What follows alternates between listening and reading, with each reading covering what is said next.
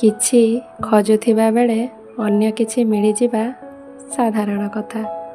ଯେତେବେଳେ ବିନା ଖୋଜାଖୋଜିରେ ହଜିଯାଇଥିବା ଜିନିଷଟି ମିଳିଯାଏ, ସେତେବେଳେ ଲାଗେ କି ଚମତ୍କାର ହୋଇଗଲା।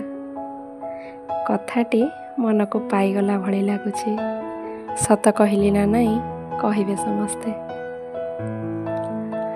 ହଜିଯାଇଥିବା ଯେକୌଣସି ବାସ୍ତବ କି ଅବାସ୍ତବ ଜିନିଷର ମୂଲ୍ୟ ପାଖରେ ଥିବା ମୂଲ୍ୟବାନ ଜିନିଷଠାରୁ ଅଧିକ।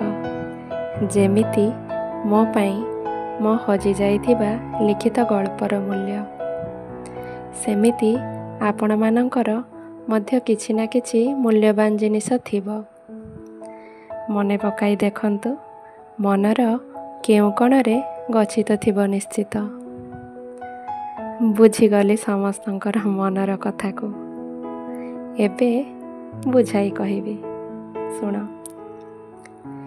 ଯେଉଁଠି ରହିଛୁ ରହିଥା, ସୁରକ୍ଷିତ ଥିବୁ। ଯେଉଁଠି ରହିଛୁ ରହିଥା, ସୁରକ୍ଷିତ ଥିବୁ। ଯେତିକି ଆପଣାର କରି ରଖିଥିଲି ସେତିକି ଆପଣାର ହୋଇଥିବୁ। ତୁ ହଜିଗଲୁ ବୋଲି ଖୋଜି ଖୋଜି ମୁଁ ହାଲିଆ ହେଲି।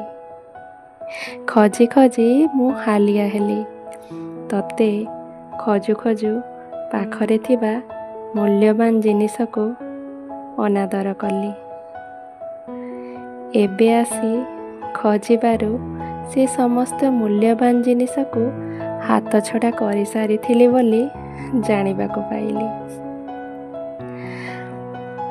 ମୂଲ୍ୟବାନ ହେଉ ଅବା ମୂଲ୍ୟରହିତ ହେଉ, ବୁଝିଗଲି ଏଠି କାହାର ସ୍ଥାୟିତ୍ୱ ନାହିଁ।